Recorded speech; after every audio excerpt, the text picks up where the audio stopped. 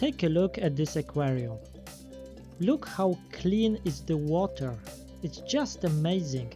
And it's not only water but hardscape and plants as well. So it's quite hard to believe that this tank had the worst start I could possibly imagine. It was just so horrible. Look at this. How is that even possible? So, that video is something I wasn't planning to do.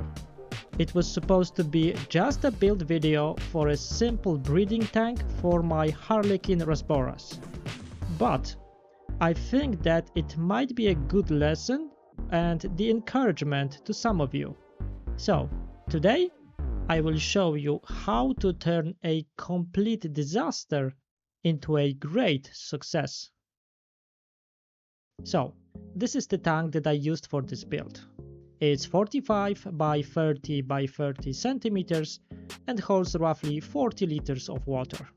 This tank is meant from the beginning to be quite simple. And this simplicity starts already from the substrate. Because I was planning to use only epiphyte plants, I covered the bottom of the tank with only a thin layer of sand. No additional active soil or extra nutrients. Next, I placed this great looking piece of spiderwood. And here I just have to say that this is a really cool piece. I mean, it looks great even on its own. But to make this hardscape a bit more interesting, I decided to add few Seiryu Stones. They look good, bring more details into the tank, and will secure this wood piece in place. And complete hardscape looks really nice. You can see how easy it was to get this kind of result with just 4 rocks, 1 big wood piece, and few minutes of my time. And it is a great base for planting epiphyte plants, so let's do that next. At this point I used basically just one type of plant, ferns. They look great and are quite easy to care for, but there is another reason. Remember that my plan was to create a simple tank for breeding Harlequin Rasboras. And those plants are great base for that, because those fish are breeding in very specific way. I know that some of you might be very surprised to see breeding tank like that. But my regular viewers will know that I kind of like to create very natural tanks, even for breeding fish, to replicate the process exactly like it happens in nature. So I'm not really focused about the numbers, but rather quality and natural processes. But anyway, I used some of the regular Java ferns, Java Fern Petit, and 1 Java Trident leaf. And I will say it again, it looked great. This wood with all those epiphytes was working so well together. I have to say that at this point I was a bit surprised how much I liked it, and I saw potential to create something great here.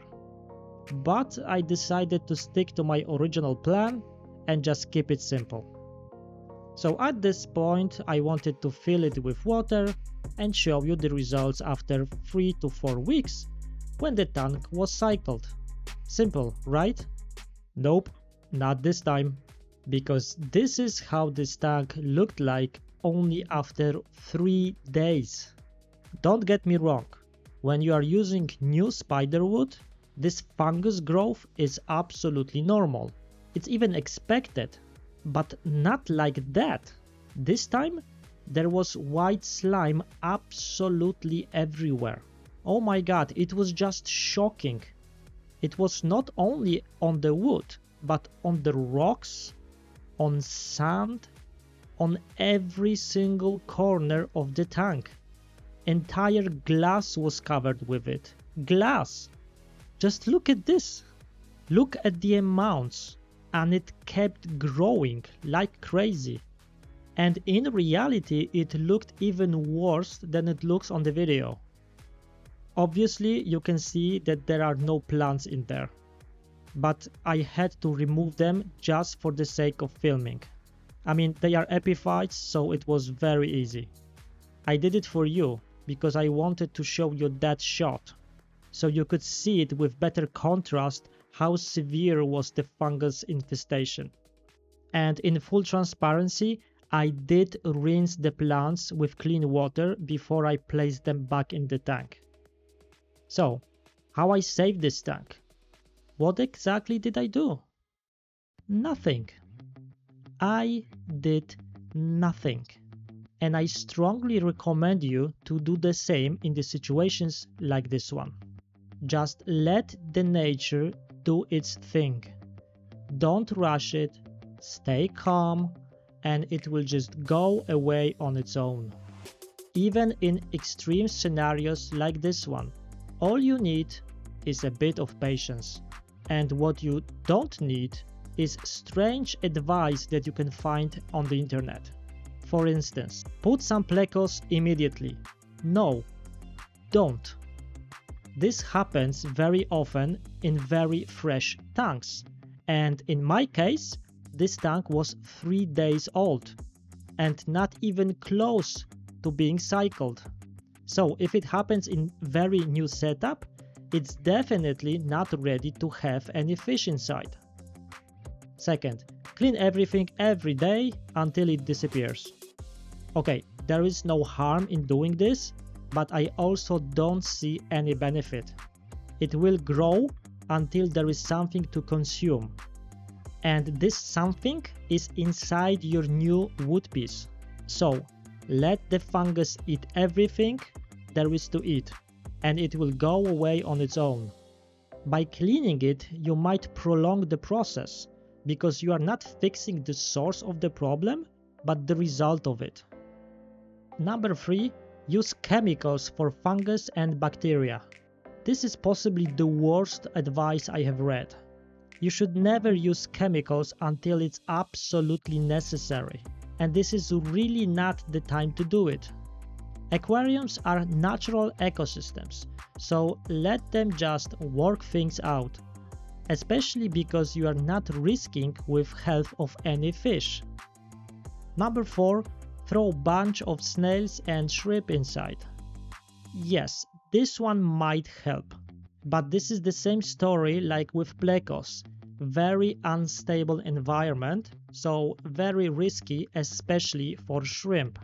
Snails, okay, they are better option because they are more resistant and might help with cycling the tank. So few coronal snails are not the worst option. So what happened after another 4 weeks of doing nothing? This beautiful clean water, no sign of fungus or bacteria anywhere, rocks are clean, sand is clean, glass is so clean that you can barely see it, plants are growing well and are clean as well, and the wood, well, just look at this, there is nothing on it. And it's the same for algae. Look, there is no sign of algae of any kind. It's possibly the cleanest tank I have right now. It's just beautiful at this point. And I'm super happy with how it turned out. Harlequin Rasboras are already in and they are doing great. Plus, I added this Anubias because it completes the look very well. And honestly, it doesn't look like a breeding tank at all. Like I said, that video was supposed to be really different. But you know what? I'm happy that it happened, because maybe it will help some of you. I at least hope it will convince you that the natural ways of this hobby are sometimes the best. Time and patience very often pays off. And nature, well, it really works. If you're struggling with a bad start, give it time. Don't give up and it will be okay. Let me know in the comments if you have any problems of this magnitude, or what was the worst start of your tank. If you enjoyed the video, please leave a like because it really helps me out. And as always, thank you very much for watching and see you in the next one.